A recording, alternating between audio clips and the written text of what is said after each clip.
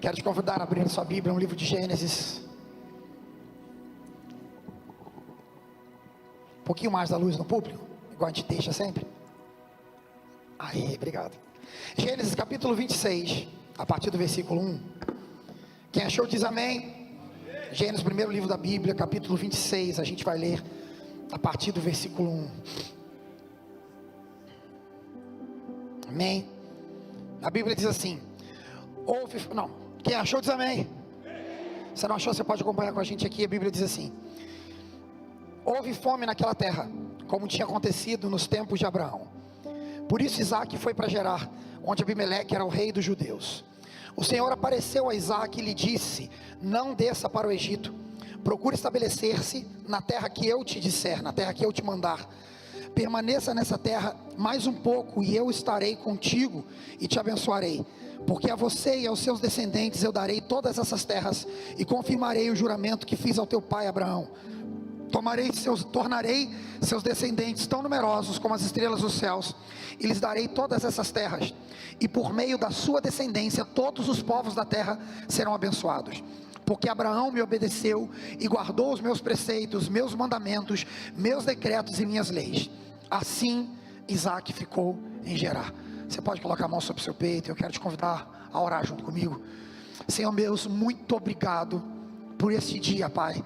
Este é um dia que o Senhor nos deu, as tuas misericórdias se renovam sobre nós. Pai amado, nós não estamos aqui por força, por obrigação, mas para erguer louvores a Ti, meu Deus, para entregar a nossa vida ao Senhor. Nós abrimos mãos do conforto do nosso lar, de qualquer lugar de lazer, Pai, para estarmos aqui em adoração a Ti, em adoração junto aos nossos irmãos, Pai. Nesse momento eu repreendo todo tipo de distração de nosso meio, tudo que possa tentar oprimir nossa mente, tapar nossos ouvidos, impedir-nos, meu Deus, de ouvir a Tua voz. Aquieta a nossa alma, para que nós estejamos prontos para ouvir, entender e ser impulsionados para viver tudo aquilo que o Senhor tem para nós. É o que nós oramos a Ti e te agradecemos em nome de Jesus, amém e amém. Você pode sentar no seu lugar, meu irmão. Desde o início desse ano a gente tem ministrado acerca de vida abundante. E deixa eu te falar uma coisa, eu tenho certeza como ar que eu respiro, porque eu já tenho vivido isso, nós já temos visto isso. Deus está nos preparando de dentro para fora, para que a gente consiga viver de fato a abundância que Deus tem para nós. Porque eu quero que você entenda, você vai glorificar para tomar posse disso. Aquilo que eu considero ser abundância aos meus olhos é muito pequeno diante daquilo que Deus tem para mim. A abundância de Deus é muito maior. Essa é a verdade. Então Deus está preparando as nossas vidas. Este é um tempo de preparo. Escute o que eu vou te falar. Um tempo desse atrás eu estava ouvindo a ministração de um pastor, e ele falou uma coisa que eu já sabia, mas aquilo, tem verdades que quando a gente escuta, elas tocam a gente de uma maneira diferente. Ele falou assim, era uma ministração para pastores. Ele falou: você que está aqui me ouvindo, ele falou o seguinte: Deus te chamou para preparar a noiva dele, para viver o que ele tem para ela. E eu vou te falar uma coisa, o que Deus tem me dito nesse tempo, é que esse vai ser um tempo de abundância. Mas eu quero que você entenda, que todo tempo de abundância é precedido por lugares de escassez. Você não encontra na história da humanidade, você não encontra na história da igreja, você não encontra no Renato bíblico nenhum momento de abundância que nasceu do nada. Todo momento de abundância foi precedido por um tempo de escassez. Quando o povo de Israel estava no deserto, a Bíblia diz que Deus mandou para eles pão. Eles acordaram e eles viram pão diante deles. Ali no chão tinha pão, isso era abundância. Eles não fizeram pão, estava ali, Deus deu para eles. É um lugar de abundância. No dia anterior eles estavam numa escassez, morrendo de fome, reclamando, murmurando. Então escute o que eu vou te falar, e eu quero que você tome posse disso também na tua vida. Só vive a abundância dos céus aquele que consegue suportar e prevalecer diante do tempo da escassez. Então se você está nesse tempo, quem sabe assim, pastor, mas está falando de abundância, mas eu não estou vendo. É exatamente isso. Deus está te dando doses de força, de graça. Deus está te dando doses de visão, de poder, de renovo, para que você permaneça firme nele. Porque o tempo da escassez não é eterno. Ele precede, ele nos prepara para que a abundância... Não, deixa do jeito que estava, por favor. Muito obrigado. Para que o tempo da abundância dos céus nos alcance. Amém? Amém. Não mexe mais não, por favor, ajuda-me. Me ajuda aqui que eu tenho TDAH, gente. Qualquer coisa me atrapalha. Amém? Então fala com o pastor. Conversa comigo não. Isso. Falar com vocês por amor, gente. As crianças que ficam andando, não me atrapalham não. Agora quando começa a falar, meus irmãos, você não faz ideia. Pastor, você é chato? Não, queria Queria. Um dia desse atrás eu fui numa igreja que estava uma bagunça, todo mundo conversando, andando, e o pastor conseguia pregar. Eu fiquei com tanta inveja daquele pastor. Falei, meu Deus, um dia eu queria ser assim. Porque se alguém começa a conversar aqui, mas dando um desespero, a minha mente vai embora, eu fico angustiado. Sexta-feira eu estava aqui pregando, e durante o louvor soltou um som estranho. Cara, eu não consegui pregar. Eu falei, gente, pelo amor de Deus, vê o que aconteceu aí. Então não mexe nada, não me ajuda, não me atrapalha não. Amém? Amém. Glória a Deus, voltei. Acabou o TDAH, curado por Jesus agora. O texto que a gente acabou de ler é um texto extremamente didático. E já na primeira frase desse texto, a gente percebe aqui que a Bíblia nos mostra qual o pano de fundo sobre o qual acontece essa história. E a Bíblia fala de um tempo de fome, de um tempo de seca. A primeira frase desse texto diz assim: havia fome naquela terra, como tinha acontecido nos tempos de Abraão. Naquela época a fome era muito pior do que é hoje. Porque hoje, quando de repente, nossa, a minha família está passando fome, por quê? Porque eu perdi o emprego. Quando eu conseguir um emprego novo, a gente vai ter dinheiro. Ah, é porque eu não consegui ainda dar entrada no seguro-desemprego, porque eu não consegui ainda dar entrada no INSS. É porque tem um dinheiro para sair para mim, mas não saiu ainda. Não, eu peguei um empréstimo, vai cair na minha conta hoje, eu vou conseguir fazer compra. Nos dias que nós vivemos, a fome não é uma coisa, geralmente é fruto de crise econômica, é fruto de más decisões do ser humano, mas nessa época não. Nessa época a fome era fruto da seca. Quando parava de chover, a falta de chuva gerava seca, a seca gerava fome, e a fome gerava morte. E eu quero que você entenda o seguinte, que para nós para eles era muito pior do que é para nós hoje. Não sei se vocês lembram alguns anos atrás que ficou um ano de escassez, que as represas baixou o nível das represas, a gente ficou tendo racionamento de energia, e todo mundo dizendo, olha, pode ser que falte água, economiza na água. Só que na época deles, quando parava de chover, era uma coisa tão séria que eles entendiam que era uma maldição de Deus. Tipo assim, era como se Deus tivesse esquecido deles ou amaldiçoados, porque a falta de chuvas gerava seca, gerava fome e gerava morte. Esse era o tempo que eles viviam. O cenário era de extrema escassez. E a Bíblia fala aqui que quem passou por essa seca? Isaac. Isaac, dos 3 patriarcas que a Bíblia nos conta, é o menos famoso deles. A Bíblia fala de Abraão, de Isaac e de Jacó. Todo mundo já ouviu esses 3 nomes. A história de Abraão é gigante. Deve ter uns 15 capítulos aqui quase da história de Abraão. A história de Jacó é gigante. Jacó, como se não bastasse só a história dele ser gigante, os 12 filhos dele deram origem às 12 tribos de Israel. A mudança de nome dele deu origem ao nome da nação de Israel. Mas Isaac fica apertado no meio do pai e do filho. O pai foi muito importante. Isaac fica ali uma historinha tão pequenininha, tão pequena. E não só pequena, uma história pequena e difícil. Porque uma das poucas histórias que a Bíblia fala acerca de Isaac é isso aqui. Um homem que nasceu sob uma promessa de Deus. Porque no capítulo 12 de Gênesis, 12 versículo 1, a Bíblia diz que Deus fala assim com Abraão: Abraão, sai da tua casa, sai da tua parentela, sai da casa dos seus pais, sai da tua terra e vai para um lugar que eu vou te mostrar. Aí Deus fala com ele assim: eu engrandecerei o teu nome, eu te tornarei famoso, eu te farei prosperar. Aqueles que te abençoarem serão abençoados, aqueles que te amaldiçoarem serão amaldiçoados. Por onde você for, você vai ser abençoado. Todas as famílias da terra serão abençoadas através de você. Havia uma promessa sobrenatural sobre a vida de Abraão, e não só sobre a vida dele, sobre os familiares dele. Um legado sobre seus filhos, seus netos, sobre todas as suas gerações. E aí de repente, quando nasce o filho, no tempo em que Isaac vai desfrutar dessa promessa, dessa abundância que havia sido prometido por Deus, a Bíblia diz que quando ele vai assumir aquele lugar, a fome o encontra. E que culpa ele tinha? Pensa, uma promessa de Deus sobre ele, mas havia fome. A abundância de Deus era prometida para os pais dele, mas ele olhava à sua volta: fome, morte, escassez, destruição. Que culpa Isaac tinha disso? O que ele fez de errado?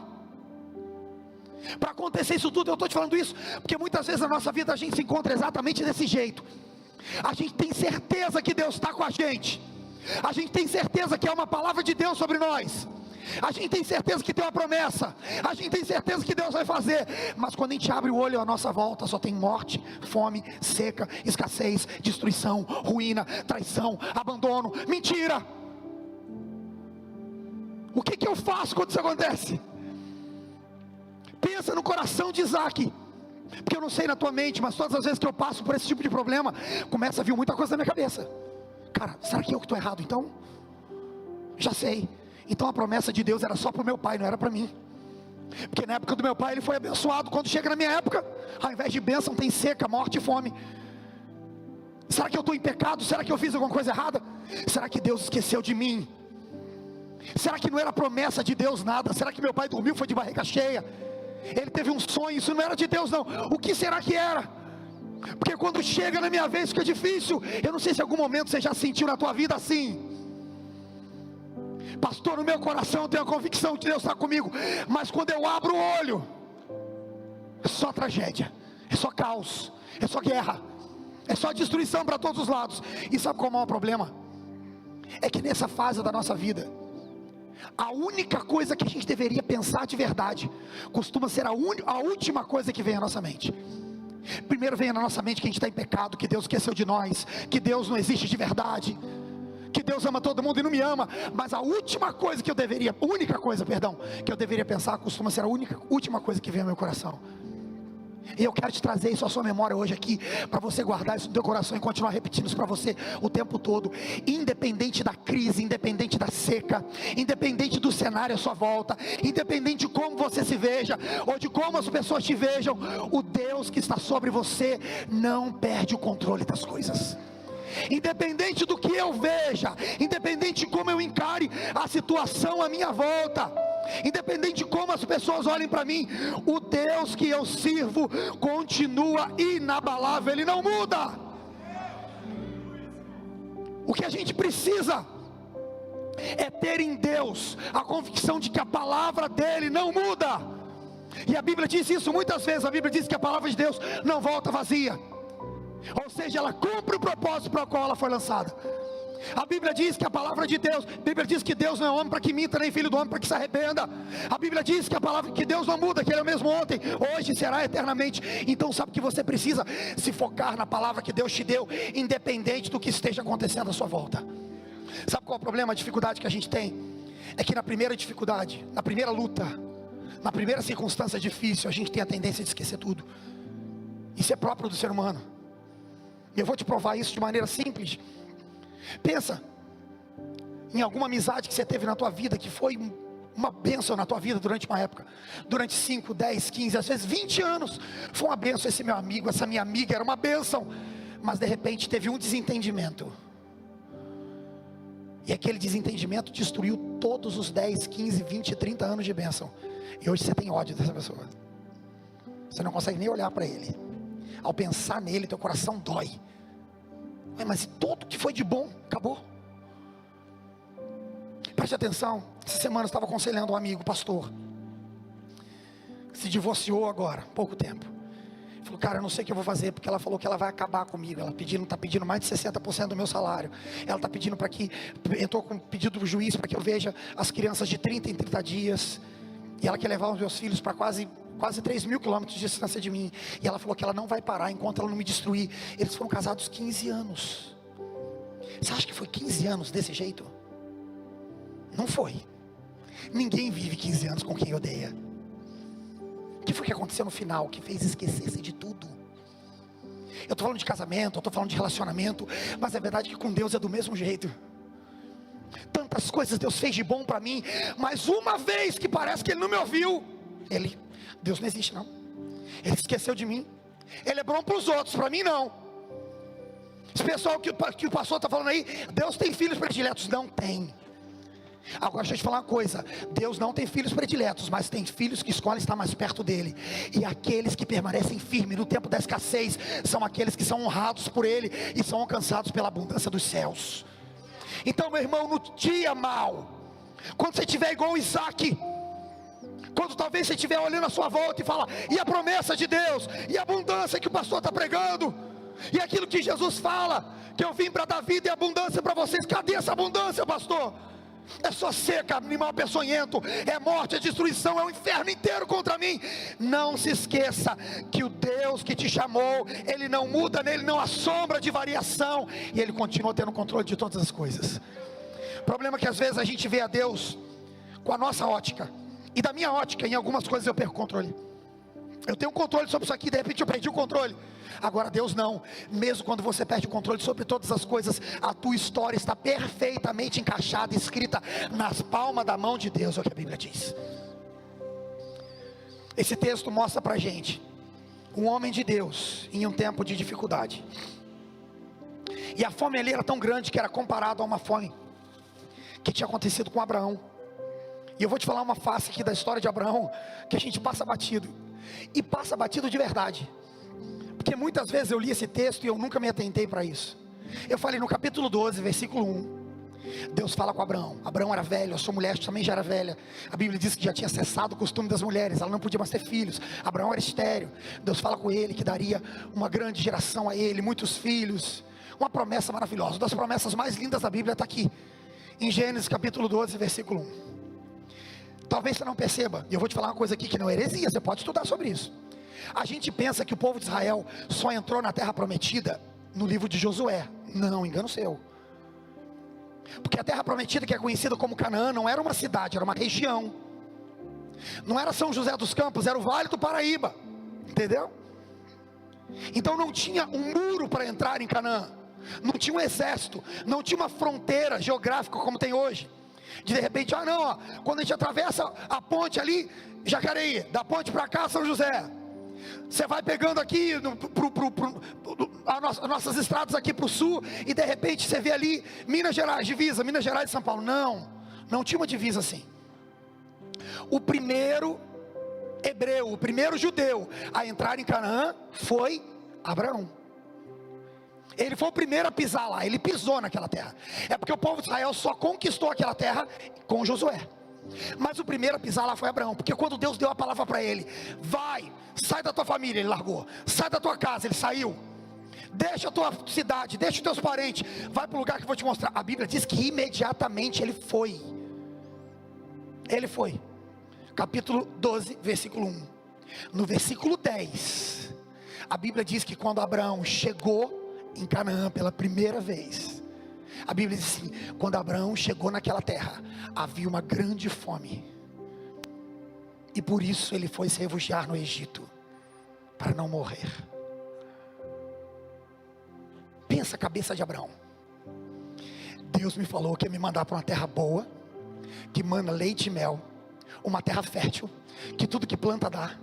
Me falou para sair da casa dos meus pais, para largar minha família, para deixar minha herança para trás, deixar meus amigos, deixar minha cultura, minhas tradições, minha terra natal para trás. Eu fiz o que Deus mandou. Quando eu piso na tal terra, tem fome. Quando eu piso na tal terra, a terra que Deus falou que era boa, não está nem chovendo nessa terra. O que eu faço? Você também já viveu isso? Deus falou comigo que ia dar certo, mas quando eu cheguei lá, não podia ter dado mais errado. Por quê? Deus falou que era para eu ir. Quando eu fui, eu cheguei lá, meu Deus, o que está acontecendo? O problema é que quando isso acontece conosco, a gente faz exatamente como Abraão fez. A Bíblia diz que Abraão fugiu para o Egito. O texto que nós lemos, Isaac também estava fugindo para o Egito. Todas as vezes que as coisas ficam difíceis, a nossa tendência é fugir. E fugir para o Egito. O Egito não é só, quando a gente pensa em Egito na Bíblia, a gente lembra do pecado, a gente lembra da escravidão. Mas o Egito na Bíblia é a fuga da vontade de Deus e a realização da vontade humana. Todas as vezes que eu fujo para o Egito, e agora estou pensando na minha vida, todas as vezes que eu fujo para o Egito, eu estou abrindo mão da vontade de Deus para mim. Deus falou: Abraão, vai para Canaã. Quando ele chegou lá, não, aqui está muito difícil, aqui tem fome. Escute o que eu vou falar. A maioria das pessoas nos nossos dias estão perdendo as maiores coisas de Deus, não porque eles não querem a vontade de Deus, é porque o que eles querem é o que é fácil. O que é difícil eu não quero. É por isso que é muito mais fácil servir ao diabo do que servir a Deus. Mandaram um videozinho agora no final da tarde, uma pessoa dizendo assim: o que é mais fácil? Ir para o céu ou ir para o inferno? Aí eu ouvi a igreja falando assim: ir para o inferno. Falou: não, mais fácil é ir para o céu. A salvação é de graça, a presença de Deus é de graça, o batismo com o Espírito Santo é de graça. O céu é de graça, a vida eterna é de graça. Ele falou assim: o maço de cigarro tem preço, a cocaína tem preço, a prostituta tem preço, a balada, glória a Deus, tem preço, mas é o que minha carne quer. As pessoas na verdade não estão fugindo de Deus, elas fogem do que é difícil. Elas fogem do que não parece bom aos olhos delas. Elas fogem do que parece que vai ser contra aquilo que elas querem de verdade. Tem uma mentira que o diabo tem conseguido colocar no coração das pessoas, que é aquela assim: tua vida está tão difícil, né? Se afasta da igreja, porque você está servindo na igreja. Para de servir que vai ficar melhor. Tua vida financeira está tão difícil, né? É porque você está indo no culto. Para de ir no culto para se dedicar à tua vida financeira, vai ficar melhor. No início do meu ministério eu fiquei em choque, novo. Pastora Bruna e eu fomos visitar um casal que tinha idade para ser nossos pais. Ele falou: pastor, você vai perceber que eu vou ficar aí. Ele falou comigo: eu vou ficar aí de 6 meses a 1 ano ausente da igreja. Eu falei: puxa, minha mulher, ela eu não sei se ela vai. Ele falou com a da esposa: ela eu não sei se ela vai, mas eu tenho certeza que eu não vou. Eu falei: por que aconteceu alguma coisa? Ele falou: pastor, porque eu não sou hipócrita como a maioria das pessoas da sua igreja. Eu estou passando um tempo muito difícil com ela. A gente está brigando todo dia, e eu não sou hipócrita, fariseu, falso, como aquele povo que vai para a igreja mesmo brigando com a mulher. Eu estou mal com ela, então não vou no culto, porque eu não sou falso. Eu fiquei olhando para ele. Falei: então você brigou com a tua esposa, está brigando com ela e não vai na igreja porque está brigando com ela. Ele falou: é. Falei: você imagina que se isso virar prática, a igreja acaba. Jesus mesmo vem na igreja para fechar a igreja na terra. Vamos fechar a igreja. Eu falei: na verdade não é que você não é hipócrita, na verdade é que você é fraco, porque você vai deixar ela indo sozinha no culto, buscando sozinha Deus por vocês. Você acha mesmo que ficando em casa vocês vão ficar mais fortes? Você acha mesmo que você se afastando de Deus, você vai conseguir vencer aquilo que está levando vocês a brigar e destruindo o casamento de vocês todo dia? Você acha mesmo? Porque se você acha, nem volta mais para a igreja. O diabo está pregando essa mentira para todo mundo hoje em dia. Ah não, sai daí, larga o ministério, porque olha como você está triste hoje. Elias também. Elias pediu a morte. Tem um dia que ele se esconde dentro da caverna e fala: Deus, me mata aqui, tira a minha vida não tem mais sentido, Deus. Todos os profetas de Deus, todos os homens de Deus, todos aqueles que adoravam ao Senhor, todo mundo desistiu, eu fiquei sozinho. Você tem alguma dúvida de que Elias estava com depressão? Sentindo só, escondido dentro do buraco na caverna, pedindo a morte. Se Deus agisse como o diabo está querendo te fazer entender que ele age, disse: é verdade, Elias, você está muito mal mesmo, então eu não quero mais nada contigo não, vou escolher outro. Não, Deus falou: Elias, se levanta e sai para fora, eu vou falar contigo. Mesmo Elias, parece que ele tinha, mesmo que ele, escute o que eu vou te falar, todo homem, toda mulher de Deus, quando é levantado por Deus, ele é atacado na sua alma, ele é atacado nas suas emoções. Elias foi atacado muitas vezes assim, Davi foi atacado tantas vezes assim. É que a gente olha, eu quero te encorajar a começar a ler a Bíblia, sem pensar que isso aqui é um conto de fadas. É um livro romance. Não, é uma história real. Porque a gente vai lendo aqui, às vezes tem um vocabulário meio erudito, rebuscado, a gente não consegue imaginar. Aquele texto que Davi fala assim: eu olho para os montes, de onde me virá socorro? Cara, aquilo não é poesia, aquilo é desespero. O exército de Davi estava sendo perseguido pelos amalequitas, eles estavam num vale. E Davi desesperado, ele não estava cantando uma música: ai que alegria, vamos fazer uma poesia, vamos sentar, eu vou fazer uma parte da poesia, você faz a outra. Não, ele estava desesperado. Eu olho para o céu, de onde me vem o socorro, eu olho para os montes, é o que ele diz. Sabe por que ele disse que olha para os montes? Porque no lugar onde ele estava era um vale é um lugar, uma depressão. Em volta daquele vale tinham vários montes, e os deuses profanos daquela época, os falsos deuses, eram adorados nos topos dos montes. Sabe o que Davi estava vendo? Outros deuses sendo adorados. Tinha um Deus lá, tinha uma fumacinha para um Deus lá, um altar para um outro Deus lá, um altar para outro lá, ele olhando para aqueles deuses falou assim: eu estou olhando para os montes, de onde me virá o socorro? Agonia, desespero. Aí ele mesmo responde, e a impressão que eu tenho é aquilo que eu falei de Isaac: eu sei que é verdade, meus olhos estão vendo ruínas, meus olhos estão vendo escassez e morte, mas eu sei que é verdade. Ele pergunta, ele mesmo responde: o meu socorro vem do Senhor, que fez os céus e a terra. Ele não deixa os meus pés vacilarem, Ele está comigo. A impressão que eu tenho assim, eu estou vendo ruína, destruição e morte, mas eu sei que meu socorro vem dele. Não deixe o diabo mentir para você e te afastar de Deus. Ah, pastor, mas hoje, essa semana eu caí. Levanta e siga. Pastor, mas essa semana eu errei. Peça perdão, se arrependa, confesse.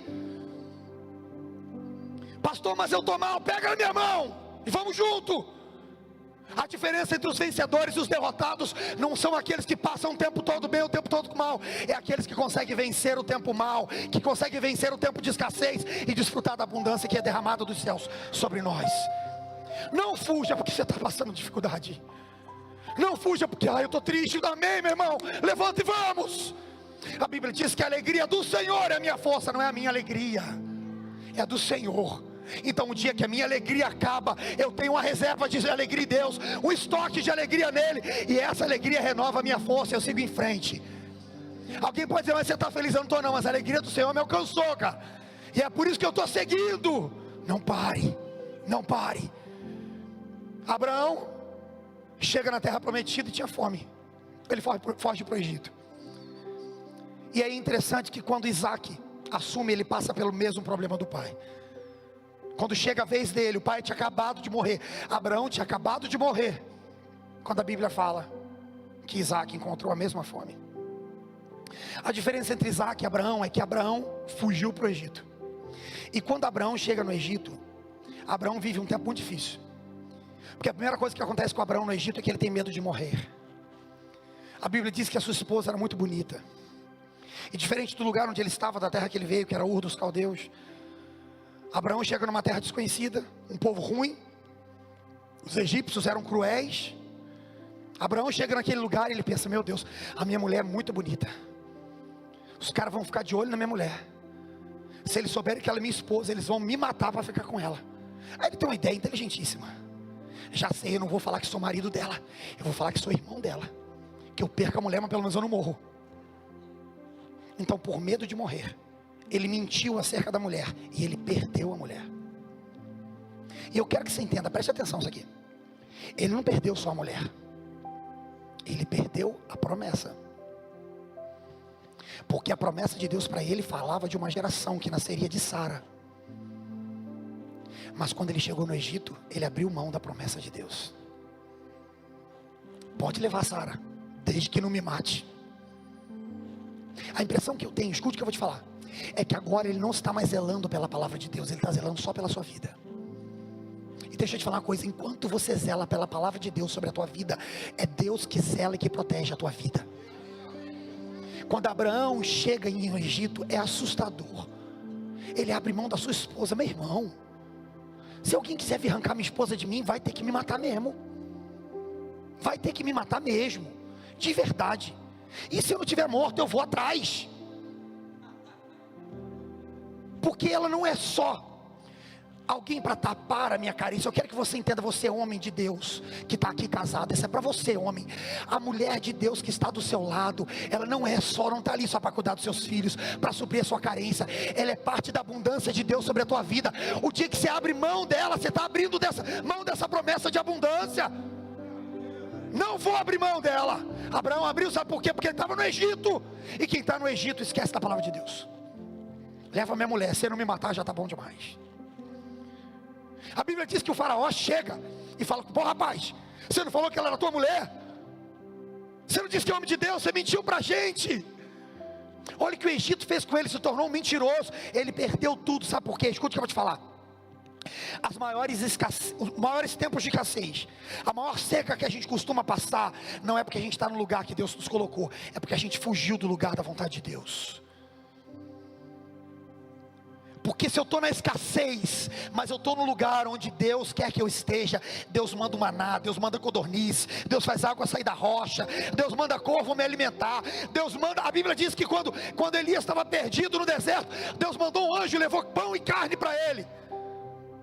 Meu irmão, se você estiver no lugar de Deus, mesmo que a sua volta haja seca, mesmo que a sua volta haja fome, ruína e morte, Deus te faz viver em abundância. Agora, quando você sai do lugar onde Deus quer que você esteja, você está lançado à sua sorte. E é por isso que a pior escassez da nossa vida Não é por esperar a resposta de Deus em um lugar difícil. A pior escassez da nossa vida é quando a gente sai do lugar onde Deus nos colocou e começa a viver lançado à nossa sorte. Abraão foi para o Egito. Agora Deus faz algo com Isaac aqui, e eu quero tomar posse dessa palavra sobre as nossas vidas. Deus não deixou Isaac ir para o Egito. Quando Isaac tem a mesma ideia do pai, fome, seca, morte, o que eu vou fazer? Eu vou para o Egito. A Bíblia diz que Deus para na frente dele e fala assim: não, você não vai para o Egito, fica na terra onde eu te mandar. Escute o que eu vou te falar, eu quero que você tome posse disso. Deus não vai deixar você ir para o Egito. Deus está parando na tua frente agora, nesse tempo, dizendo o seguinte: você tinha desistido disso, eu estou vindo aqui para te falar, para. Você não vai desistir, você não vai deixar para trás. Deus falou, o que Deus estava falando com Isaac era o seguinte: você não precisa ir para o Egito, Isaac, porque o teu sustento não está no Egito, está em mim. A tua bênção não está na terra, está em mim. Escute, a abundância de Deus não está nas coisas dessa terra, não está no diagnóstico dessa terra. A abundância de Deus está nele. Deus estava dizendo isso aqui para Isaac: Isaac, você não precisa ir para o Egito para ser alimentado, eu te alimento. Onde você estiver, o lugar onde eu te mandei ficar será a terra da abundância na tua vida. Mas às vezes a gente tem muita dificuldade de permanecer quando tudo manda a gente ir. E eu quero que você pense que todo mundo, essa região de Canaã era uma região muito populosa. Então quero que você imagine que a tendência de todas aquelas pessoas é seca, vamos para o Egito. O Egito era a terra mais rica. E gosto muito de brasileiro, está passando dificuldade, vamos para os Estados Unidos. O Egito era os Estados Unidos da época. Vamos para os Estados Unidos, vamos dar um jeito.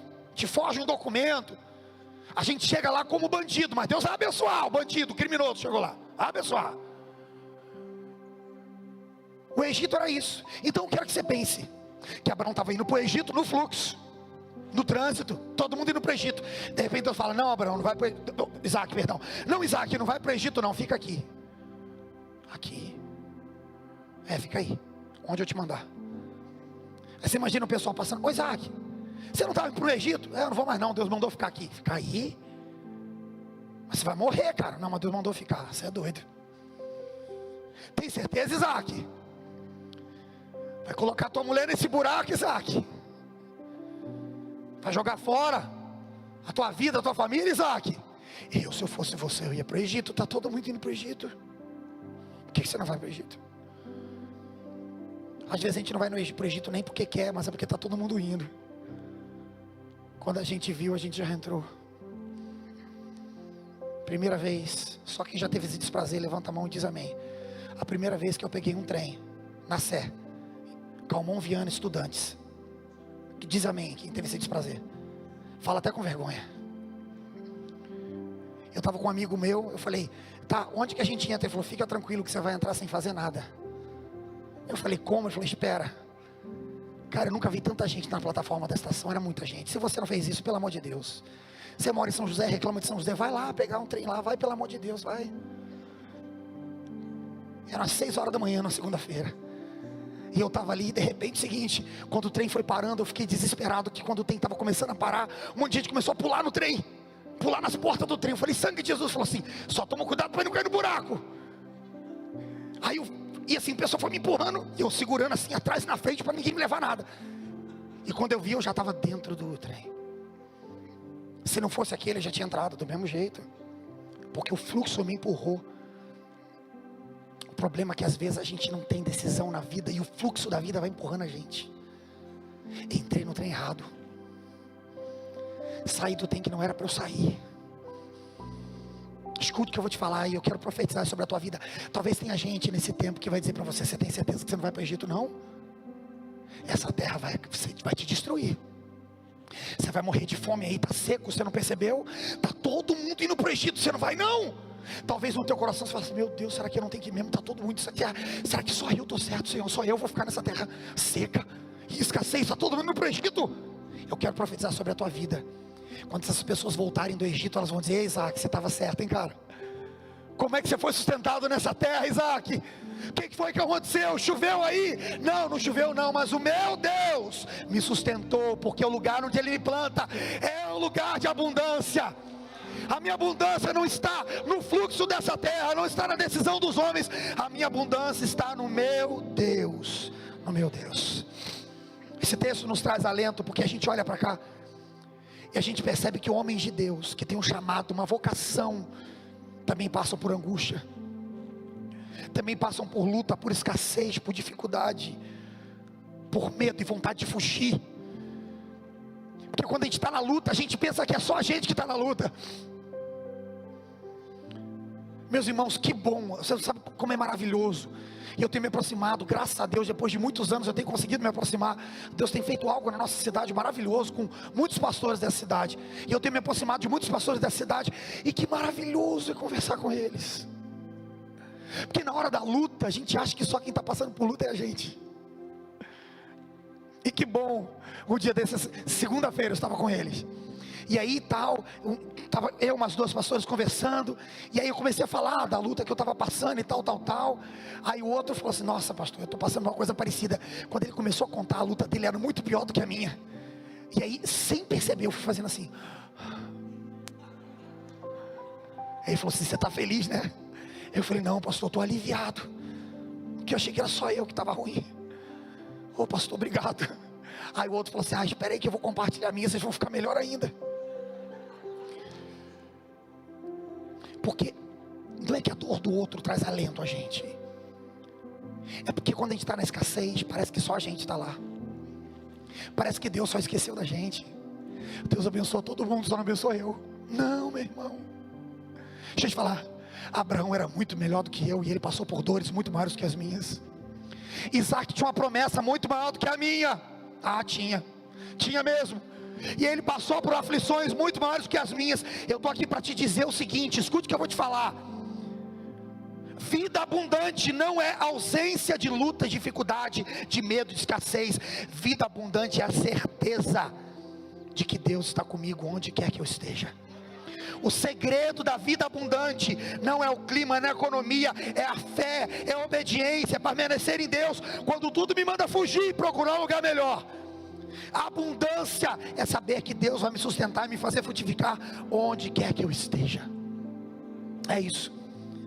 Fala com a pessoa que está ao seu lado, diga para ele assim: a abundância não está nas coisas da terra, está em Deus. Perceba aqui que Deus não deu uma estratégia para Isaac. A gente gosta disso. 8 passos para ser feliz, 15 passos para a sabedoria, 16 passos para a vida abundante. Deus deu uma ordem difícil. Quase sempre a chave da abundância de Deus está nisso que eu acabei de falar: obedecer a uma ordem difícil. Deus falou com Isaac: vai para o Egito. Não, fica aqui. Deus, vai ficar aqui por quê, cara? O Egito, vai lá, eles têm comida. Tá todo mundo indo para lá, o pessoal diz que lá tá chovendo, que lá tá bom. Fica aqui. Quando eu olho para esse texto, eu me lembro de final dos evangelhos, Lucas capítulo 24, versículo 49, Jesus fala com os discípulos, nas últimas palavras dele. Fala assim: eu vos digo, fiquem na cidade, não saiam de Jerusalém, até que do alto vocês sejam revestidos de poder. Jesus dá uma promessa para eles. Eles nem sabiam o que era, mas tinha uma promessa.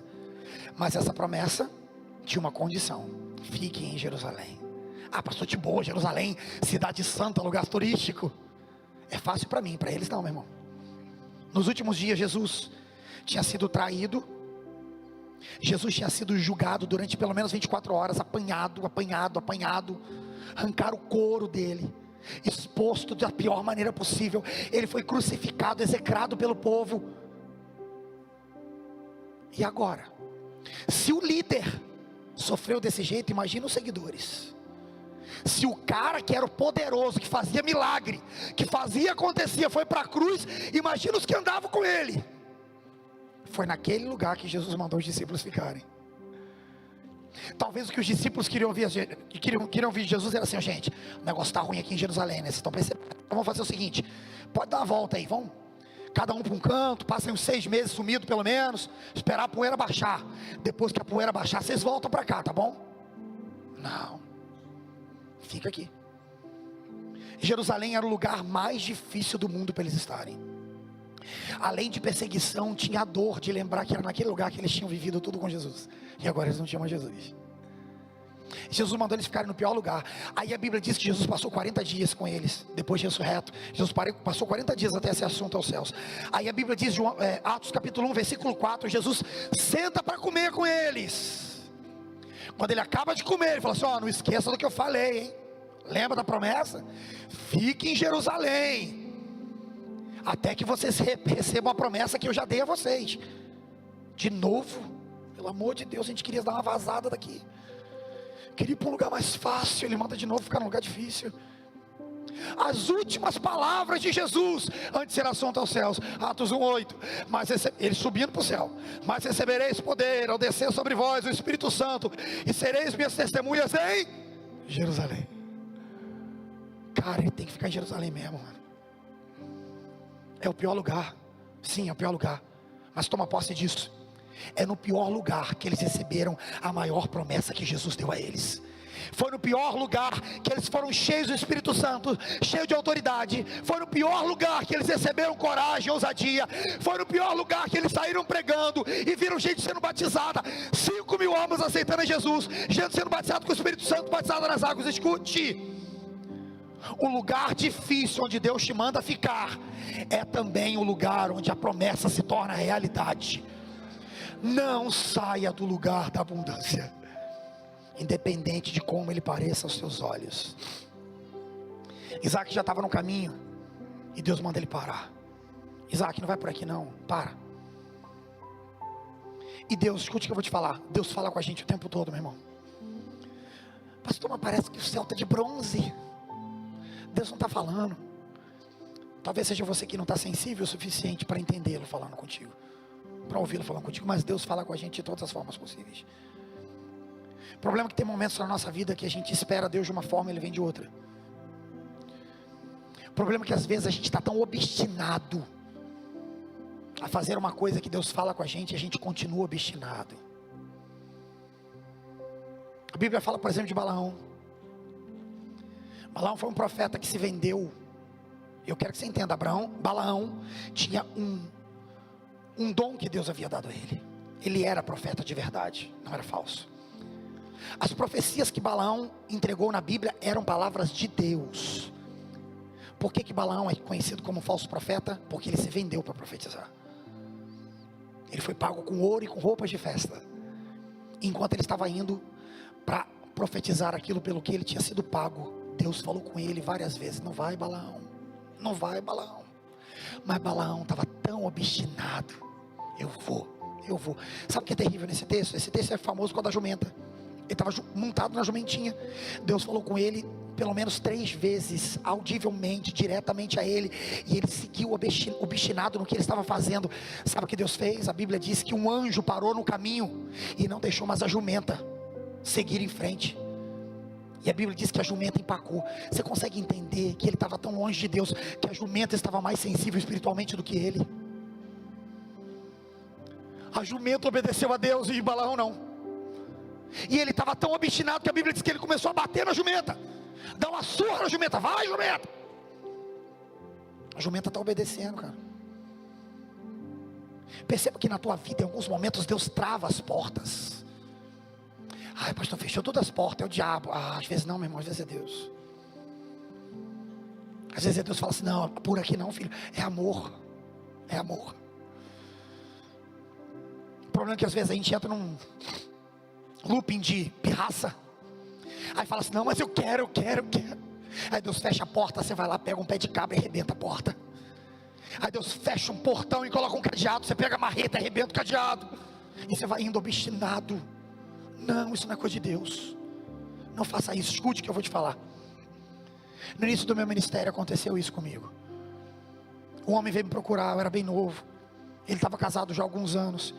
Ele falou: pastor, eu estou muito triste, porque meu casamento acabou, eu saí de casa e não tem mais volta. E ele chorando. Eu falei: mas cara, por que não tem mais volta? Ele falou: sabe por quê, pastor? Porque desde quando eu casei com ela, eu falava assim: minha palavra não tem volta. O dia que eu falar que eu vou embora, eu não volto nunca mais. E hoje eu falei com ela que eu vou embora, e eu não posso voltar atrás, pastor. Chorando, ele falou isso comigo. Eu falei, não posso, não pode fazer isso, por quê? Ele falou, porque a palavra do homem não muda. Eu falei, você acha que essa palavra que você deu para ela é uma palavra de homem? Deixou ela em casa e foi embora, isso é uma palavra de homem, você acha? Eu falei, não, essa é uma palavra de moleque. Homem de verdade, quando faz o que é errado, ele volta e pede perdão. Homem de verdade, quando ele quebra alguma coisa, mesmo que seja sem querer, ele não esconde, ele repara o erro. Eu falei, então você vai voltar na tua casa. Eu lembro que ele falou, não, mas agora se eu voltar lá, ela vai me chamar de moleque o resto da vida. Vai falar, viu, você é mentiroso, você é isso, aquilo, outro, vai me explicar. Eu falei, não, você vai voltar e falar assim, ó, eu te falei que minha palavra não tinha volta, mas eu estou aqui porque eu te amo demais. Ele voltou para lá recentemente, no início desse ano. A esposa dele me mandou uma mensagem no Instagram, já fazia, sei lá, uns mais de 12 anos que eu não tinha contato com eles. E ela começou a me seguir no Instagram. Eu falei, nossa, como é que você está? Eu falei, e o fulano? Ai, pastor, está daquele jeito, mas a gente está bem. Estão casados desde então. Porque a palavra de um homem de Deus tem volta. Tem sim. Porque o caminho de um homem de Deus de verdade muda quando Deus fala, muda. Porque quando o homem de Deus está na direção de Deus e Deus muda a direção bruscamente, ele não continua obstinado. Sabe por quê? Quem não muda é Deus. A gente precisa mudar. A Bíblia diz que nós somos transformados de glória em glória. Então você tem que mudar sempre, meu irmão. O homem, uma mulher de Deus sábia de verdade, maduro de verdade, ele vai indo numa direção, quando ele fala, cara, eu acho que não está legal essa direção. Senhor, é isso aqui mesmo? Não, filho, então eu vou parar. O Senhor me diz para onde que isso aqui é que eu vou agora. Agora um tolo, não, eu vou para lá, e não interessa o que acontece, eu vou e ninguém me para. Isso é o tolo é que vive assim. Você que tem mais de 30 anos, eu vou te provar isso. Lembra quais eram as suas convicções quando você tinha 15, 16, 17 anos de idade? Aquela convicção que você tinha, não, isso aqui eu não abro mão, eu sou desse jeito, você lembra? Essa é para você, homem, também. Eu era brigão. Nossa, se eu estava certo, eu ia até o fim. Ia, brigava. Não, porque se eu estou certo, se eu estou com a razão, ninguém me prova o contrário. Eu era muito bom de argumento, eu falava e acontecia, e tal, até que eu casei. Eu achava que eu era um apologeta. Não, eu não sou turrão, não sou cabeça dura. É porque eu defendo o que eu creio. Hoje, meu irmão, tá bom. Por que mudou, pastor? Porque eu estou amadurecendo. Você muda sim. Tem que mudar. Se Isaac fosse um menino, ele diria, não, Senhor, agora nada me para. Eu já falei com todo mundo que eu vou para o Egito. O que vão pensar de mim se eu mudar de caminho? Vão pensar que você é um homem de Deus, não um menino. Vão pensar que a tua vida está de fato nas mãos de Deus e que Ele é o Senhor da tua vida. É isso que eles vão pensar.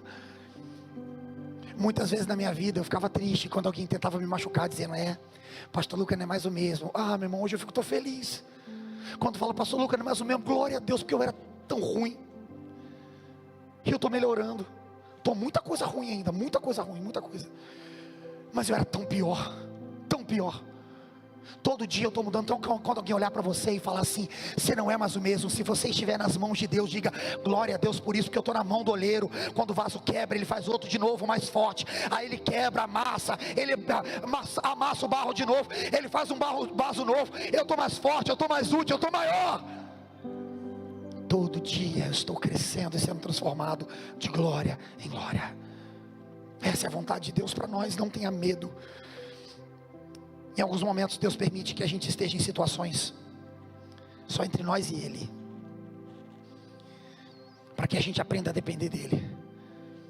A impressão que eu tenho é que Deus não deixou Isaac ir para o Egito, porque se Isaac fosse para o Egito, ele ia saber que todas as vezes que ficasse difícil, ele podia recorrer para o Egito. Deus quer te dizer para você, está dizendo para você nessa noite, que toda vez que tiver difícil, o lugar onde você tem que recorrer é a Ele. Ele é a fonte da provisão, Ele é a fonte de direção, Ele é seu GPS, Ele é seu sustento. Se você prestar atenção, o Egito parece que está sempre na nossa vida. Abraão foi para o Egito, Isaac quis ir para o Egito, Deus não deixou.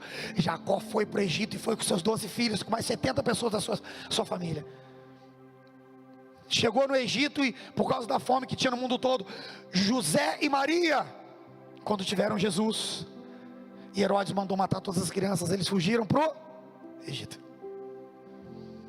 Deus está dizendo para você nessa noite que você não precisa fugir, que existe um lugar de consolo, de direção, de renovo e de abundância nele. Para concluir, nesse texto Deus não mandou só Isaac ficar, Deus o relembrou das suas promessas. Olha o que Deus diz para ele: permaneça nessa terra, Isaac, mais um pouco. Eu vou estar com você e eu vou te abençoar, porque a você e aos seus descendentes eu darei todas essas terras e confirmarei o juramento que eu fiz ao teu pai Abraão. Tornarei seus descendentes tão numerosos quanto as estrelas dos céus, e eu lhes darei todas essas terras, e por meio da sua descendência todos os povos da terra serão abençoados, porque Abraão me obedeceu, guardou meus preceitos, meus mandamentos, meus decretos e as minhas leis. Sabe o que Deus estava falando? O seguinte: eu tenho uma recompensa pela obediência, e a recompensa é o cumprimento da promessa. Vai embora não, Isaac. Para receber da abundância que está prometida para você, você precisa estar em um lugar de obediência. Sabe o que é incrível aqui nesse texto? Eu falei sobre isso algumas semanas atrás. Salomão foi abençoado por causa do legado do seu pai. E aqui, olha o que Deus fala com Isaac: Isaac, eu vou cumprir a minha promessa, porque o teu pai Abraão seguiu minhas leis, meus decretos e me obedeceu durante toda a sua vida. A gente tem falado e a gente ouve muito sobre maldição, e é verdade mesmo, muitas coisas que se falam sobre isso. Nossa, pastor, olha a legalidade que minha mãe abriu sobre minha família, que meus avós abriram sobre minha família. Mas eu quero profetizar sobre a tua vida. Esse é um tempo para isso. Deus está te abrindo uma janela de oportunidade, para que a partir de hoje as nossas gerações sejam alcançadas pela abundância dos céus. Alguém vai chamar o teu filho e vai dizer assim: ó, eu conheci o teu pai, eu conheci a tua mãe, eu vou te honrar pelo que Deus fez na vida dele, pelo que Deus fez na minha vida, através da vida do teu pai.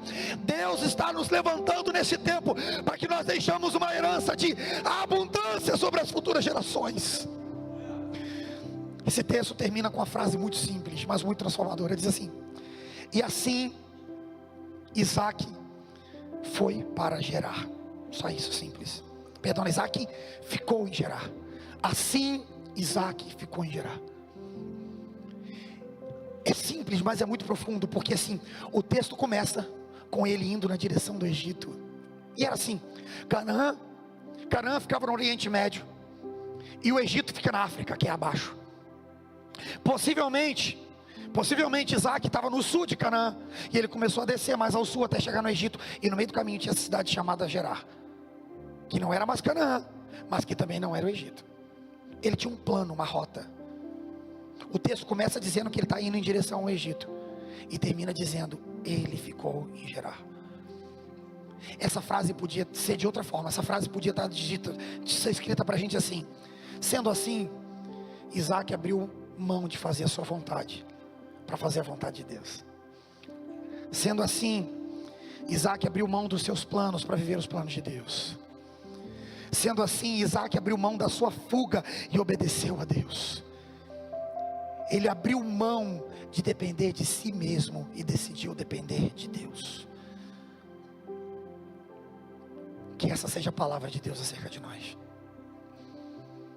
Ele abriu mão de fazer do jeito dele, para fazer a vontade do pai dele, independente do que pudessem pensar, independente de quem estivesse indo para o Egito dizendo: você não vai não? Você tem certeza? Eu tenho certeza, porque eu sei o que os meus olhos estão vendo, mas eu sei o que Deus confirmou dentro do meu espírito. Ele vai estar comigo, Ele vai me abençoar todos os dias. Quero te convidar a se colocar de pé no seu lugar, meu irmão.